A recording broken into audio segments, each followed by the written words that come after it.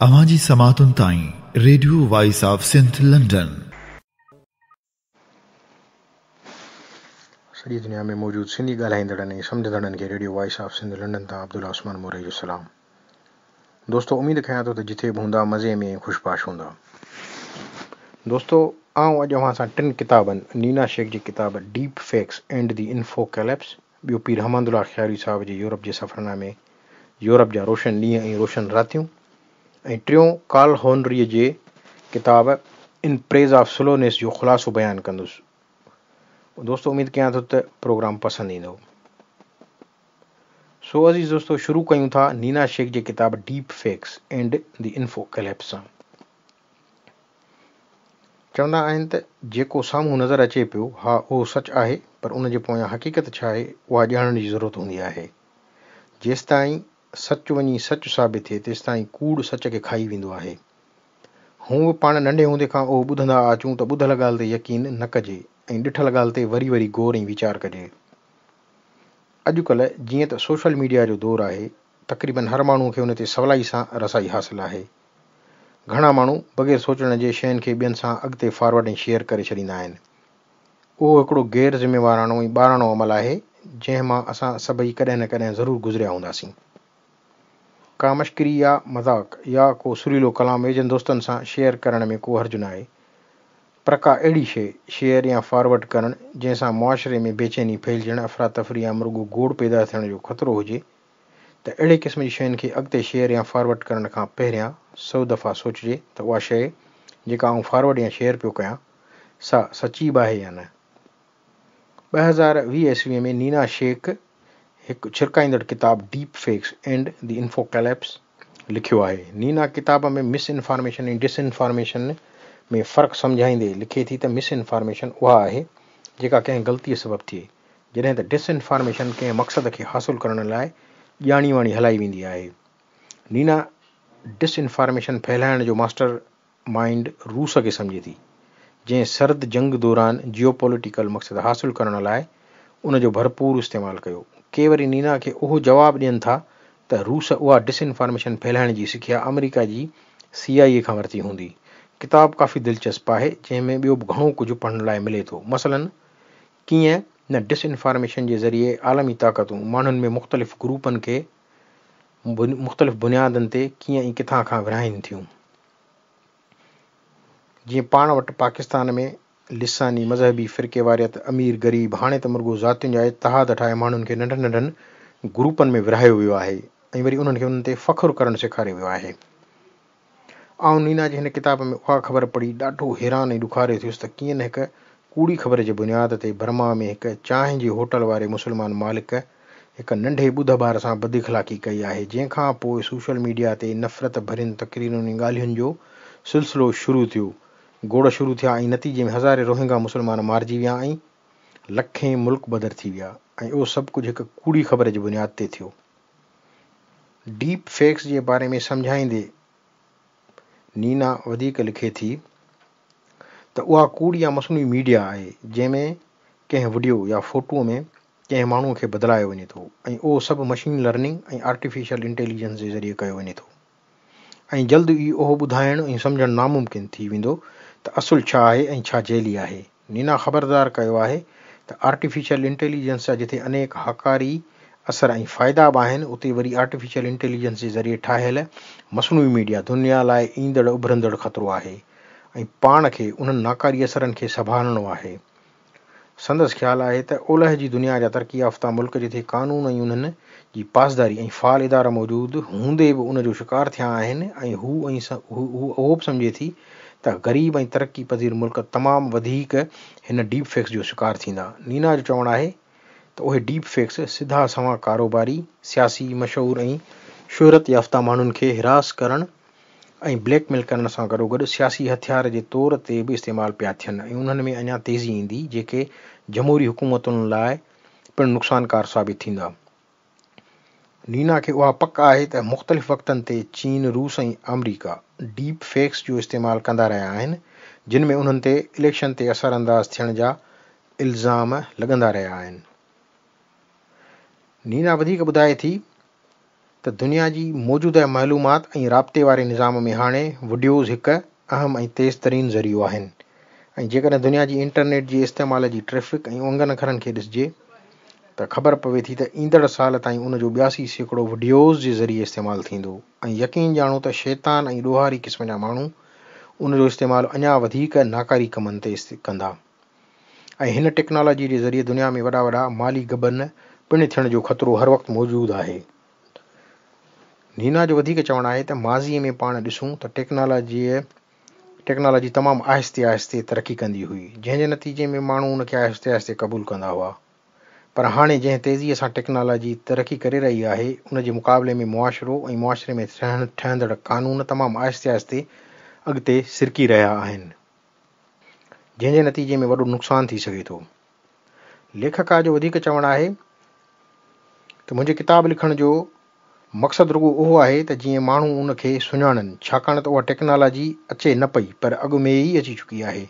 उन में थिए ईअं थो जो पहिरियां अव्हां बाबति ॼाण हासिलु कई वञे थी ऐं अव्हां जा फ़ोटू के वीडियोज़ ऐं अव्हां जो आवाज़ु चोरी कयो वञे थो ऐं उन सॼे गॾु कयल मवाद खे हिन टेक्नोलॉजीअ जे ज़रिए ॿियनि गैर मुनासिब वीडियोज़ मसलन पोर्नोग्राफी, सियासी या मज़हबी, नफ़रत अंगेज़ी पखिड़ण वारियुनि वीडियोज़ में इस्तेमालु करे अव्हां जे तरफ़ां उहो चवरायो वेंदो जेको अव्हां हक़ीक़त में चयो ई न हूंदो ऐं पोइ उनखे अव्हां ख़िलाफ़ु इस्तेमालु करे ब्लैकमेल ऐं हिरास कयो वञे थो, जंहिंजे नतीजे में इंसानु सख़्तु ज़हनी दबाव ऐं ईज़ा जो शिकार थी सघे थो। ऐं हीअ टेक्नोलॉजी आम माण्हुनि जी ज़िंदगियुनि ते असरु विझण वञी रही आहे, ख़ासि करे औरतूं उन जो शिकार वधीक थींदियूं। नीना हिन खे डिसइंफॉर्मेशन जी एडवांस लेवल सॾींदे वधीक लिखे थी त उहा डिसइंफॉर्मेशन मुख़्तलिफ़ कारोबारनि ते पिणु असर अंदाज़ थियण वञी रही आहे। जीअं मिसाल तौरु डिसइंफॉर्मेशन जे ज़रिए उहो फैलाइण त फलाणी कंपनी फलाणे जी मदद थी करे या उन जा मालिक फलाणा आहिनि सो उन जो बाइकाट कयो वञे वग़ैरह।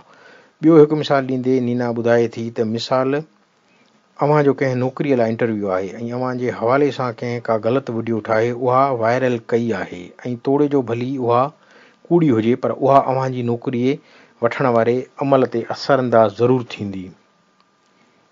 नीना जो वधीक ख़्यालु आहे त उहो कंहिं हिकु इदारे जो कमु नाहे त उन मसइले खे अकेले सिर हल करे सघनि, पर उहो असां सभिनी जो गॾियल मुआशिरती मसइलो आहे ऐं पाण सभिनी खे गॾिजी उन जो हल कढणो पवंदो।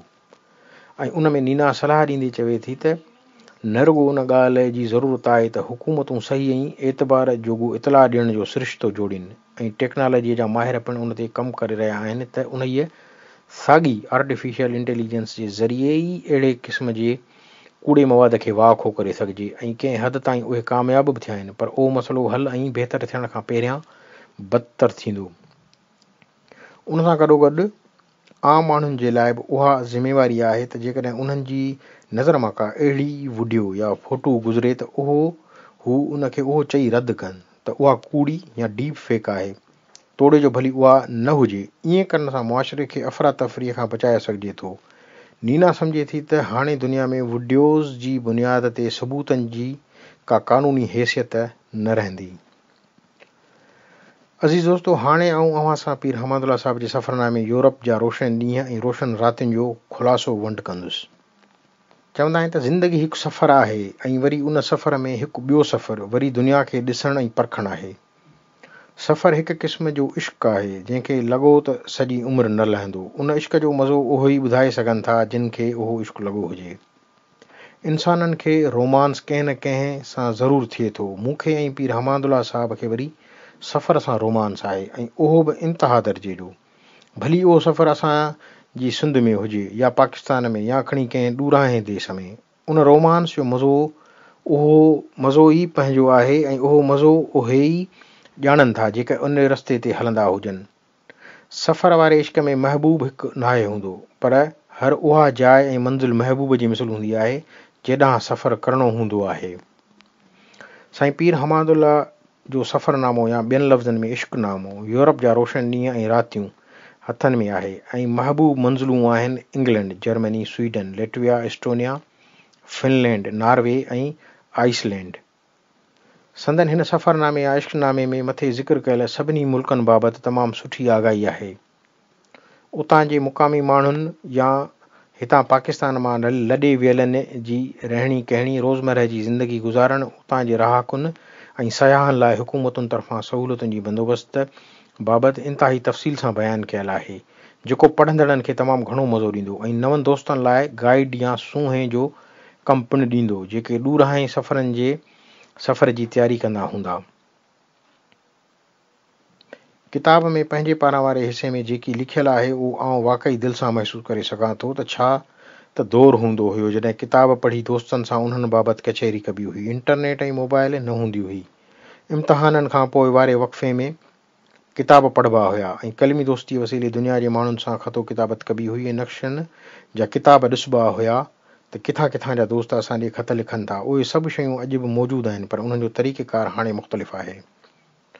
अल्ताफ़ शेख साहब जा सफ़रनामा वाक़ई बि असांजी ज़िंदगी जा उहे पहिरियां सफ़रनामा आहिनि जिन सफ़र जो शौक़ु जाॻायो ऐं दुनिया खे ॾिसण जो जोश ऐं वलविलो पैदा कयो, ऐं पोइ उहो जो सिलसिलो शुरू थियो त अॼु ॾींहं ताईं ख़तमु थियण जो नालो नथो वठे। तारिक आलम अबड़े जे सफ़रनामे लंडन तुंहिंजा केॾा रूप बि अंदर में तमामु घणा मांधाण पैदा कई त ॿेली घरां निकिरूं ऐं दुनिया भेलियूं। मुस्तनसर हुसैन तारणी मोहम्मद अख्तर ममून का जे सफ़रनामनि सफ़ा उन मांधाण में तेज़ी आंदी ऐं पोइ भलाई थी ऐं मालिक जा करम थी विया। किताब में तारिक आलम अबड़े खे बि पीर हमादुल्ला साहिबु यादि कयो आहे ऐं असां जॾहिं साल 2019 अप्रैल में लंडन गॾु पई घुमियासीं त साईं तारिक आलम अबड़े खे बि यादि पे कयोसीं। पंधु ई पंधु लंडन खे घुमंदे मूं महसूसु कयो त साईं पीर हमादुल्ला लंडन जो ज़बरदस्त सूंहों आहे। तजुर्बेगार सयाहनि जो उहो ई ख़्यालु आहे त जेसिताईं असां कंहिं शहर खे पहिरें पंधु नथा घुमूं तेसिताईं असां उन शहर खे घुमियल नाहियूं सम्झंदा। पीर हमादुल्ला साहिब जे सफ़रनामे मां ईअं बि महसूसु थिए थो त जिथे बि वञणु थियो आहे उते पहिरें पंधु घुमण खे तरजीह ॾिनल आहे ऐं ईअं रुॻो असुली सैलानी या सयाह ई करे सघे थो। सफ़र खां कुझु ॾींहं पहिरियां हिकु अजीब कैफ़ियत हूंदी आहे, ख़ुशी यानी मंज़िल महबूब सां मिलण जी।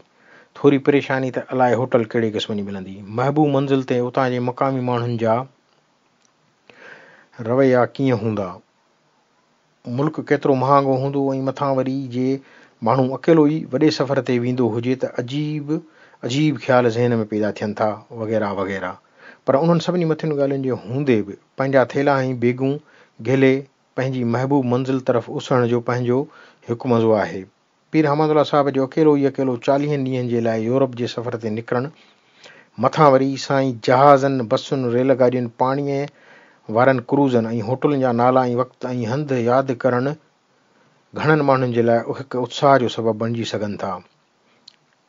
इश्क जी इंतिहा ताईं वञिणो आहे त पोइ मालिक बि मदद करे थो, छाकाणि त मालिक बि पंहिंजे पाक किताब में सफ़र जो चयो आहे। किताब जो मुहाग वरी तफ़सील सां साईं अल्ताफ़ शेख साहिबु लिखियो आहे। उन मुहाग खे पढ़ण में बि वॾो मज़ो अचे थो। जॾहिं शेख साहिबु पाण बि संदसि कैडेट कॉलेज जे दौर ऐं संदसि नौकरी ऐं स्वीडन में तइलीम दौरान गुज़रियल संदनि दौर बाबति पिणु काफ़ी ॼाण ॾिनी आहे। ऐं पक सां उहा ॻाल्हि चई सघां थो त साईं पीर हमादुल्ला पहिरियों सिंधी हूंदो जेको सफ़ा नॉर्वे जे उत्तर वारे इलाइक़े नॉर्थ केप ते पहुतो आहे, जंहिंखां पोइ रुॻो समुंड आहे ऐं उन समुंड में अॻिते हलण खां पोइ स्वालबर्ड जा ॿेट आहिनि जिथे इंसानी आबादी न हुअण जे बराबरि आहे, जेका घणे क़दुरु ॿी दुनिया खां लॻभॻि कटियल ई आहे। अल्ताफ़ शेख साहिब जो बि उहो ई ख़्यालु आहे त पीर हमादुल्ला पहिरियों सिंधी मर्द आहे जेको नॉर्थ केप ते पहुतो आहे, ऐं औरतुनि में वरी संदसि कॉलेज जे दौर जी दोस्त मोहम्मद रफ़ी काछेले जी धीउ अनोशका आहे, जेका उन ई ॾूरांहें हंधि पहुती आहे। अल्ताफ़ शेख साहिब पंहिंजे मुहाग में ॿियनि बि कुझु दोस्तनि जो ज़िक्र कयो आहे जेके स्वीडन जे मुख़्तलिफ़ इलाइक़नि मां तइलीम हासिलु करे आया आहिनि, या सिंधी छोकिरी सनम जो पिणु ज़िक्र आहे जेका नॉर्वे जे उतरे शहर त्रोम्सो मां पढ़ी वई आहे। किताब खे पढ़ण खां पोइ साईं मुनीर शाह ज़ाकिरीअ जो ख़्यालु आहे त हीउ सफ़रनामो आम सफ़रनामनि खां मुख़्तलिफ़ उन करे आहे जो पढ़ण दौरान लॻे ईअं थो त ॼण ओताक में वेही कचहरी करे रहिया हुजूं। डॉक्टर मुश्ताक सुमरो किताब बाबति पंहिंजा वीचार वंडींदे लिखे थो त हीउ सफ़रनामो घण पासाऊ ऐं घण रुखो आहे, जंहिंमें लेखक जी शयुनि, माण्हुनि ऐं जॻहियुनि बाबति कयल मुशाहिदे करण जी हिस खे साराहियो वियो आहे ऐं उहा हुजत पिणु कई वई आहे त लिखण जे कम खे जारी रखियो वेंदो।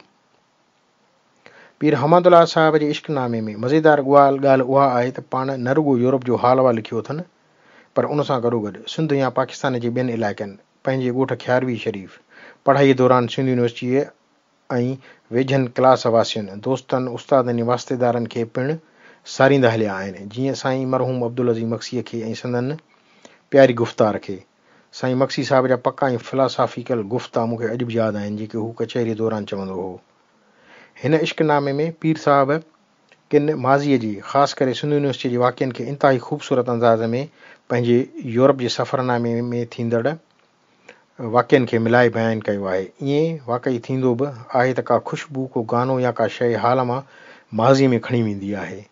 पाण ऑक्सफोर्ड यूनिवर्सिटी घुमंदे या मूं सां गॾु स्टॉकहोम यूनिवर्सिटी घुमंदे सिंध यूनिवर्सिटीअ खे पिणु ॾाढो यादि करण मां ज़ाहिर आहे त संदन सिंध यूनिवर्सिटीअ वारो दौरु को बहितरीनु दौरु हुयो, जंहिं ते पाण हिकु किताबु जामशोर जो अलविदाई भाकुर पिणु लिखियो अथनि।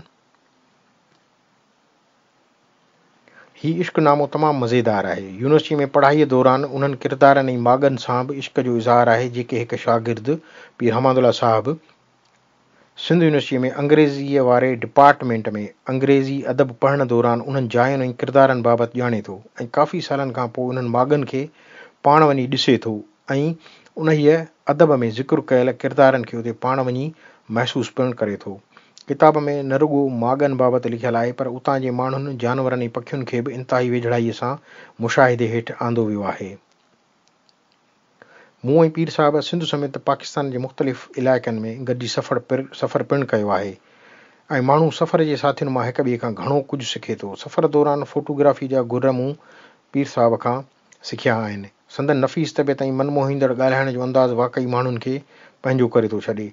ब्राइटन ऐं रेकयविक आइसलैंड में उतां जे माण्हुनि जो साईं पीर हमादुल्ला सां इंतिहाई ऐं विलवला अंगेज़ तरीक़े सां मिलण ऐं संदन तारीफ़ करण मां ज़ाहिर आहे त संदन शख़्सियत मनमोहींदड़ आहे। किताब जा कुझु सुफ़ा पीर हमादुल्ला साहिब जे सफ़र दौरान कढियल फ़ोटुनि ते पिणु मुश्तमिल आहिनि।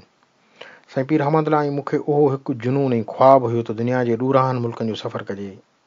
असांजे घणियुनि कचहरियुनि जो घणे क़दुरु महवर बि दुनिया जे मुख़्तलिफ़ मुल्कनि बाबति, उतां जी रहणियुनि कहिड़ियुनि माण्हुनि बाबति हूंदो हुयो। अलाह ताला जी भलाई सां उहो ख़्वाबु जेको असां ॾिठो सो साबिया थियो। मुंहिंजे लाइ उहा इंतिहाई ख़ुशीअ जी ॻाल्हि हुई जो मूं उन्हनि खे 3-4 ॾींहं स्टॉकहोम में घुमायो ऐं मूं ईअं महसूसु कयो ॼणु मां बि हिते नओं आयल हुजां ऐं असां ॿई शहर खे गॾिजी घुमूं पिया ऐं घुमण दौरान खिल भोग, कचहरी, दोस्तनि खे यादि करणु, सिंध जी हालतुनि ते तबसरा करणु ऐं उहा ख़्वाहिश करणु त काश असांजी सिंध बि हिननि तरक़ी याफ़्ता मुल्कनि वांगुरु तरक़ी करे ऐं असांजा मारूड़ा बि को सचो सुख जो साहु खणनि। चवनि था त एयरपोर्टूं, बसुनि जा अॾा ऐं रेलवे स्टेशनूं दुनिया जूं उहे जॻहियूं आहिनि जिते अवां पंहिंजनि प्यारनि, घर भातियुनि या दोस्तनि सां मिलण जी हक़ीक़ी ख़ुशी पसे सघो था या मोकिलाइण महिल चहिरनि ते उदासी। साईं पीर हमादुल्ला बि मुंहिंजे चहिरे ते उहा उदासी स्टॉकहोम जे हवाई अॾे ते पसे वरिती जॾहिं असां पाण में हिक ॿिए सां वरी मिलण जो चई मोकिलायो। पीर हमादुल्ला साहिब यूरोप जे सफ़र खां पोइ USA ऐं कैनेडा जे सफ़र ते पिणु विया ऐं उमेद कजे थी त संदन ॿियो सफ़रनामो उन्हनि मुल्कनि बाबति पिणु जल्द ज़रूरु ईंदो ऐं पढ़ंदड़नि खे मुनफ़रिद क़िस्म जी मालूमात मिलंदी। प्यारा दोस्तो, आख़िर में आऊं अव्हां सां कार्ल हॉनरीअ जी किताब इन प्रेज़ ऑफ स्लोनेस जे बारे में कुझु वीचार वंडींदुसि। पंहिंजी सिंधी ॿोलीअ में तमामु घणियूं चवणियूं या मुहावरा आहिनि जेके पाण रोज़ाने जी बुनियाद ते ॻाल्हि ॿोल दौरान इस्तेमालु कंदा आहियूं ऐं सचपच त उहे मुहावरा किथे किथे त बाक़ाइदा ठहिकी ईंदा आहिनि। उहो बि हिकु सच आहे त चवणियूं या मुहावरा सदियुनि जे शऊर जो निचूड़ हूंदा आहिनि। पाण वटि चवंदा आहिनि त जीअं देरि तीअं ख़ैरु, या वरी तकड़ि कमु शैतान जो। उहा ख़बर मूंखे न आहे त उहे ॿई मुहावरा घणो पुराणा ऐं कहिड़ी बुनियाद या पस मंज़र में चया विया हुआ। दुनिया में हाणे माण्हू वाक़ई बि मशीनी ज़िंदगीअ मां तंग थी पिया आहिनि, जिते उन्हनि खे घड़ीअ जो ग़ुलाम बणायो वियो आहे। दुनिया जे तरक़ी याफ़्ता मुल्कनि में हाणे माण्हुनि खे उन मसइले खे मुंहुं ॾियण लाइ हिदायतुनि ते ॿधल किताब पिणु अची रहिया आहिनि। मूं ताज़ो ई हिकु किताबु पढ़ी बसि कयो आहे। मूं सोचियो त उन जो ख़ुलासो अव्हां ताईं पहुचायां। कार्ल हॉनरी पंहिंजे किताब इन प्रेज़ ऑफ स्लोनेस में लिखे थो त स्टॉप वॉच जी आमरीअत खां पंहिंजी जान छॾायो। कार्ल लिखे थो त दुनिया में हिकु स्लो मूवमेंट नाले तहरीक शुरू थी आहे जेका मुआशिरे में बदिलाव आणे रही आहे ऐं हिन तहरीक में सियाणा ऐं ज़हीन माण्हू शामिल थी रहिया आहिनि जिन जो मुख्य चवणी उहो आहे त हिन ज़िंदगीअ में मुसलसल तकड़ि जंहिंमें पाण अॼुकल्ह वरितल आहियूं खे वॾे वाक़े नो चवणो आहे। कारल लिखे थो त पहिरियां असां वक़्त खे मुख़्तलिफ़ हिसनि में विरहाईंदा हुआसीं ऐं हाणे वक़्तु असांखे मुख़्तलिफ़ हिसनि में विरहाए रहियो आहे। लेखक हिते सवाल पुछे थो त सुबुह जो उथण सां पाण पहिरियों कहिड़ो कमु कंदा आहियूं? छा पाण उथी दरीअ जा पर्दा हटाए उहो ॾिसंदा आहियूं त ॿाहिरि मौसम कीअं आहे, या वरी घर में मौजूदु पालतू ॿिलीअ सां खेॾंदा ऐं संदसि पुठी ठपींदा आहियूं? संदसि चवणु आहे त न, पाण ईअं नहियूं कंदा ऐं उन जी उबतड़ सभ खां पहिरियां पाण घड़ीअ में वक़्तु ॾिसंदा आहियूं। कारल जो चवणु आहे त इंसान हर दौर में वक़्त खे कंहिं न कंहिं तरीक़े सां ट्रैक कंदो रहियो आहे। शुरूआती दौरनि में माण्हू कमरी कैलेंडर जे हिसाब सां हलंदा हुआ। अज़ीम तहज़ीबुनि जोड़ो कर मिस्र ऐं चीन खे पंहिंजा कैलेंडर हूंदा हुआ ऐं असांजे वॾनि सालनि महीननि ऐं ॾींहंनि खे मापणु सिखियो ऐं उनखां बि वधीक उन्हनि वक़्त खे अञा बि नंढनि हिसनि में यानी कलाकनि, मिंटनि ऐं सेकंडनि में विरहायो। 1500 क़बल मसीह खां मिस्र जो सन डायल उहो पहिरियों औज़ार हो जेको ॾींहं खे मुख़्तलिफ़ हिसनि में विरहाइण जे कतब आंदो वेंदो हुयो।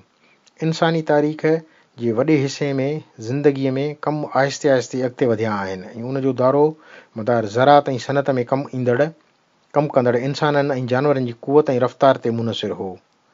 उनखां पोइ जॾहिं सनती इनक़लाब आयो त इंसान पंहिंजे शेड्यूल जो ग़ुलाम थियणु शुरू कयो ऐं मशीन असांखे उन क़ाबिल कयो त पंहिंजी रफ़्तार खे हद खां वधीक वधायूं, जंहिंखां पोइ पाण उन मशीन जी रफ़्तार मुताबिक़ पाण खे हलाए रहिया आहियूं ऐं हाणे असांजी ज़िंदगी जो तुर्ज़ अमल उन मुक़ररु कयल शेड्यूल मुताबिक़ तइ थियल आहे ऐं उनजो उहो ई सबबु आहे जो घणा माण्हू उन वक़्त जे दबाव वारे ज़ुल्म सां विढ़ण लाइ उन बैन अल-अक़वामी तहरीक इंटरनेशनल स्लो मूवमेंट जो हिसो थी रहिया आहिनि। कारल चवे थो त केतिरनि ई माण्हुनि जो ख़्यालु आहे त ही मशीन ऐं घड़ी जंहिं तरीक़े सां असांजी ज़िंदगीअ खे तरतीब ऐं डिक्टेट करे रही आहे उहा असल में इंसान खे गैर इंसान करण लाइ पाबंद आहे ऐं उन जा खोड़ मिसाल ॾिसी सघजनि था जिथे इंसान रोबोट वांगुरु मुक़ररु क़तार में बीही कमु कंदे नज़र अचनि था। कारल वली हिते हिकु सुवाल उथारे थो त भला छा थी पियो जेकॾहिं ज़िंदगी अॻे खां तेज़ रफ़्तार सां हले। उन जे हवाले सां संदसि ख़्यालु आहे त वक़्त जो दबाव असांजी सोचुनि खे तेज़ करे थो, पर उन सां गॾोगॾु असांजो खाधे पीते सां तालुक़ु ख़राबु करे थो। जीअं त पाण हिन जदीद ज़िंदगी जी रफ़्तार खे जारी रखण जी कोशिश में पाण लज़ीज़ खाधे जी मौजूदगी ऐं उन जे हिकु मज़ेदार गिरह जे मज़े खे विसारे वेहंदा आहियूं। असांजी तेज़ रफ़्तार ज़िंदगी जा असर असांजे घरनि में मौजूदु खाधे जी टेबल ताईं पहुची चुका आहिनि ऐं पाण उन खाधे खे तरजीह ॾींदा आहियूं जेको सवलाई सां मौजूदु हुजे, तोड़े जो उहो सिहत लाइ हानिकार भली छो न हुजे। पाण अॼुकल्ह मानी पंहिंजे ख़ानदान या दोस्तनि सां गॾु वेही खाइण जे बदिरां अकेला वेही खाऊं था ऐं उन दौरान ॿियो कुझु बि कंदा रहूं था। कारल वधीक लिखे थो त उन्हनि अॻुवाट मार्केट में मौजूदु प्रोसेस थियल खंडु ऐं चर्बीअ सां भरपूर ठहियल खाधनि ऐं मथां वरी उन्हनि खे तकड़ में खाइण जा असांजे जिस्म ते नाकारी असर पवनि था, जहिड़ो क थोल जो वधणु वग़ैरह। उन जो सबबु उहो आहे त जॾहिं पाण तकड़ में खाईंदासीं त असांजो पेट असांजे दिमाग़ खे उहो सिग्नल ॾियण में नाकाम थींदो त हाणे पेट भरिजी वियो आहे ऐं नतीजे में पाण घणो ऐं हद खां वधीक खाई वेंदासीं ऐं थोल जो शिकार थींदासीं। कारल जो चवणु आहे त उन जो मतिलबु उहो न आहे त उहे आदतूं नाक़ाबिले हल आहिनि, पर उन जे उबतड़ पाण हिन खाधे जे मसइले खे सुहिणे तरीक़े सां हल करे सघूं था। उन जो मिसाल ॾींदे कारल लिखे थो त इंटरनेशनल स्लो मूवमेंट माण्हुनि खे उन तरफ़ राग़िब करे रही आहे त पंहिंजो पुखियो, पंहिंजो रधियो ऐं हिकु गिरह खे आहिस्ते आहिस्ते ऐं महसूसु करे खाओ। संदसि ख़्यालु आहे त आहिस्ते आहिस्ते खाधो पचाइण ऐं खाइणु बहितरीनु अमल आहे ऐं उन में हिकु क़िस्म जी राहत ऐं सुकून महसूसु थींदो ऐं पाण आहिस्ते ऐं सुकून सां शयुनि बाबति सोचे सघंदासीं। कारल उते वरी उहो सुवाल थो करे त भला जे असां तकड़ में सोचूं था त उहो छा ग़लति आहे छा? उन जी वज़ाहत कंदे वरी लिखे थो त माहिरनि जो ख़्यालु आहे त दिमाग़ जी सोच जा ॿ तरीक़ा आहिनि। हिकु तकड़ी सोच जेका अक़ली, तज्ज़ियाती ऐं मंतक़ी हूंदी आहे ऐं ॿी वरी आहिस्ते सोच आहे जेका शऊरी ऐं तख़लीक़ी हूंदी आहे। कारल हिते वधीक लिखे थो त तहक़ीक़ मां उहो ज़ाहिर ऐं साबित थियो आहे त जेके माण्हू आहिस्ते सोचण जा आदी हूंदा आहिनि उन्हनि खे ज़िंदगीअ में घटि स्ट्रेस ऐं घटि ज़हनी दबाव हूंदो आहे ऐं मथां वरी उहे पंहिंजी ज़िंदगीअ जे रोज़मर्रा जे कमनि में वधीक तख़लीक़ी हूंदा आहिनि। कार्ल हिते हिकिड़ी सलाह ॾींदे लिखे थो त जेकॾहिं अव्हां पाण अंदरि उहा स्लो यानी आहिस्ते सोचण वारी आदत पैदा करणु चाहियो था त पोइ अव्हां खे उहा मेडिटेशन जे ज़रिए मिली सघंदी। मिसाल तौरु अव्हां कंहिं मुनासिब जाइ ते वेहो, अखियूं बंदि कयो, जॾहिं साहु खणो त उनखे कुझु मिंटनि लाइ महसूसु कयो ऐं ज़हनी दॿाउ खां सवाइ स्लो यानी आहिस्ते सोचण जो मज़ो वठो। हिते मुंहिंजो पंहिंजो ज़ाती ख़्यालु आहे त निमाज़ ऐं ज़िक्र पिणु मेडिटेशन जो हिकु वॾो ज़रियो आहे। कार्ल जो वधीक चवणु आहे त हिन क़िस्म जी तेज़ रफ़्तार ऐं तकड़ी ज़िंदगी हिन महिल ताईं घणे क़दुरु वॾनि शहरनि खे घेरियो आहे ऐं उन जे नतीजे में उन जा असर तइलीम ऐं सिहत जे इदारनि ते तमामु घणा नज़र अची रहिया आहिनि। उन में का बि ॻाल्हि लिकल न आहे त शहरी ज़िंदगी तेज़ रफ़्तार आहे, जिते सोड़ियूं घिटियूं ऐं वॾा वॾा ख़रीदारी जा शॉपिंग सेंटर, मॉल्स ऐं उन सां गॾोगॾु ॿियनि बि घणियुनि अहिड़ियुनि शयुनि जी मौजूदगी पाण खे सुकून करण बदिरां रहंदो तेज़ रफ़्तारीअ लाइ मजबूर थी करे त हीअ बि करे वठूं ऐं हू बि करे वठूं। उन जे नतीजे में थिए छा थो जो असां इंसान पाण हिक ॿिए लाइ ओपरा थींदा था वञूं ऐं उन जो मिसाल हीअ आहे त बर्तानिया में 25% माण्हुनि खे पंहिंजे पाड़े वारनि जे नालनि जी ख़बर बि नाहे हूंदी। पाण वरी जॾहिं सिहत ऐं दवाउनि वारे पासे अचूं त इंतिहाई एमरजेंसीअ खां सवाइ उन में तकड़ि करणु सही न आहे, पर पाण ॾिठो आहे त कीअं न जनरल प्रैक्टिशनर डॉक्टर अॼुकल्ह मरीज़ खे 6 मिंटनि में चकासे वापसि था कनि ऐं उन जे उबतड़ त मरीज़ खां संदसि ज़िंदगीअ जे तिर्ज़े अमल जो पुछनि ऐं को गॾियल इलाजु तजवीज़ कनि, पर हू रुॻो मरीज़ जे बीमारीअ वारी अलामतुनि ऐं निशानियुनि जो इलाजु कनि था। कार्ल वधीक लिखे थो त हिन तेज़ रफ़्तार ज़िंदगीअ ॿारनि ते पिणु असरअंदाज़ थी रही आहे। स्कूलनि में मुक़ाबलनि जे करे वालिदैन ॿारनि खे तेज़ रफ़्तारीअ सां सिखण लाइ मजबूर कनि था ऐं नतीजे में ॿारनि ते उन जा नाकारी असर पवनि था, जीअं ज़हनी दॿाउ जे करे पेट में सूर या डिप्रेशन में हली वञणु। कार्ल वधीक लिखे थो त ख़ुशकिस्मतीअ सां ही इंटरनेशनल स्लो मूवमेंट ज़िंदगीअ जे उन्हनि मसइलनि खे हल करण लाइ पिणु दुनिया में पंहिंजा असर छॾे रही आहे ऐं मिसाल ॾींदे लिखे थो त इटलीअ जे शहर ब्रा जी इंतिज़ामिया पंहिंजे शहर खे उन तेज़ रफ़्तार ज़िंदगी खां बचाइण लाइ 55 सुफ़नि ते ॿधल हिकु मंशूर जोड़ियो आहे, जंहिंमें ट्रैफ़िक ऐं आवाज़ खे घटाइण, माण्हुनि जे पंधु हलण वारनि जायुनि, बाग़नि ऐं पार्कनि में वाधारो शामिल कयो आहे। हाणे ओलह जे मुल्कनि में उहा सोच वधी रही आहे त इंतिहाई ज़रूरी दवा वापराइजे या उन जे उबतड़ का मुतबादिल दवा या तरीक़ो इस्तेमालु कजे ऐं मुआलिज पिणु मरीज़नि खे तफ़सील सां ॿुधनि।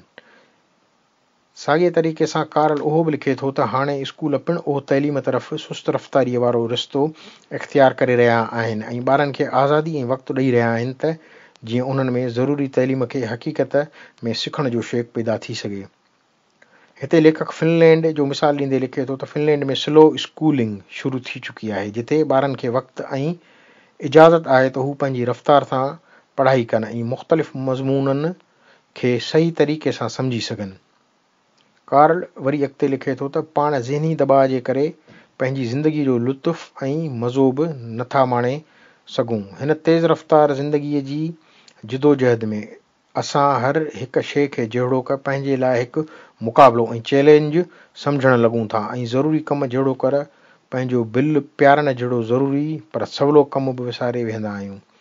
यूरोप जे मुक़ाबले में अमेरिका जहिड़े तरक़ी याफ़्ता मुल्क में माण्हू सालियानो 350 कलाक वधीक कमु कनि था ऐं जापान में बि साॻी हालत आहे, जिथे माण्हुनि खे वधीक कलाक कमु करणो पवे थो।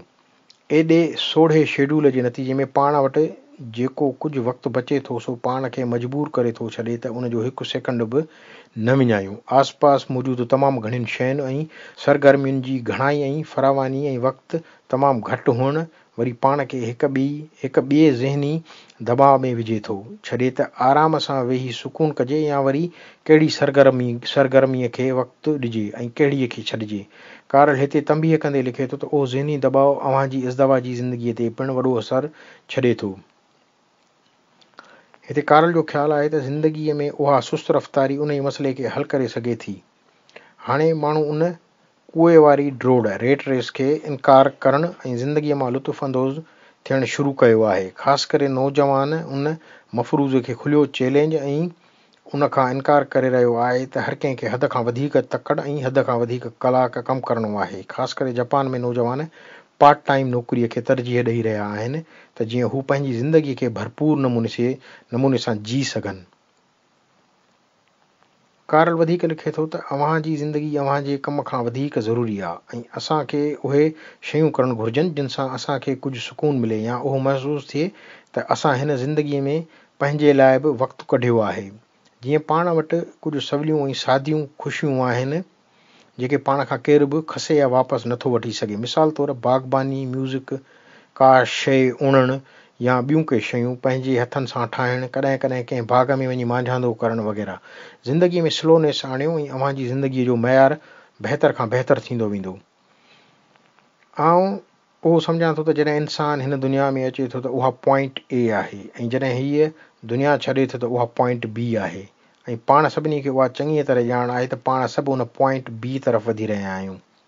त पोइ तकड़ि छाजी ऐं छा लाइ? मुंहिंजो पंहिंजो बि उहो ई ख़्यालु आहे त ज़िंदगीअ खे माण्हू सुहिणे नमूने विच थोरो गुज़ारे त उन में ई भलाई आहे। बाक़ी भॼ त पुॼां वारे रवैये खां मालिक पनाह में रखे। मूंखे यादि आहे त स्टॉकहोम में असां वारी यूनिवर्सिटी KTH में प्रोफेसर बुअलॉफसन गिटार वॼाइण जो तमामु शौक़ीन हूंदो हो। जेकी बि संदसि PhD शागिर्द तइलीम पूरी कंदा हुआ त पार्टीअ में पाण अची उन्हनि लाइ गिटार वॼाईंदो हो ऐं उते ई वरी ॿी प्रोफेसर जुआन जे घर में नंढो खूरो लॻल हूंदो हो ऐं हूअ पंहिंजे वांदकाईअ वारे वक़्त में मिटीअ मां शयूं ठाहे उन्हनि खे उन खूरे में पचाईंदी हुई।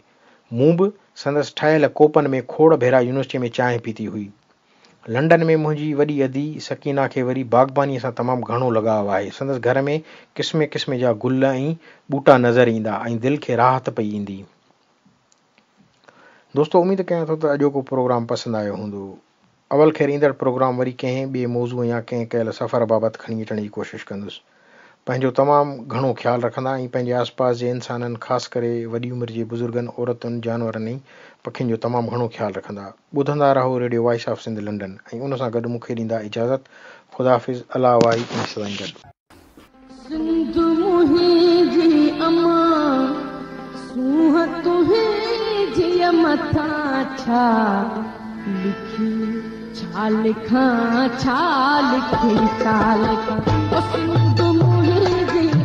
दुनिया जा सिंधियो हिक मुठ थी सिंध बचायो।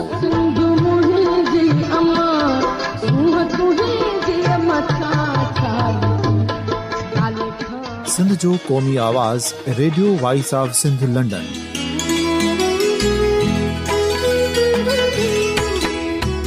Radio voice of Sindh London पंहिंजी नशरियात में सिंध जी सियासत, समाज, इक़्तिसादियात, तारीख़, क़ौमी उमंगुनि ऐं अख़लाक़ियात मुतलिक़ सिंध जी हक़ीक़ी तर्जुमानी कंदे प्रोग्रामनि खे असराइतो बणाइण लाइ सिंध जे घण घुरनि ऐं धरतीअ सां प्यार कंदड़ अदीबनि, दानिश्वरनि, सहाफ़ियुनि, उस्तादनि, वकीलनि ऐं हर तबिके जे मानवारनि सजणनि खे सिंध में शऊरी इनकलाब लाइ सहकार जो सॾु ॾियूं था। अचो त गॾिजी सूफ़ियुनि ऐं संतनि वारी सिंध जो ओज हिकु मुठ थी वरी वापसि आणण वारे सफ़र जा साथारी बणिजऊं।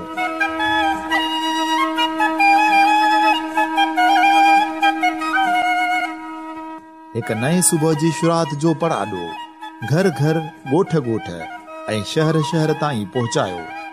शाल सिंध आबाद ऐं ख़ुशहाल थिए। सिंधी माण्हू सुखियो ऐं सताबो थिए।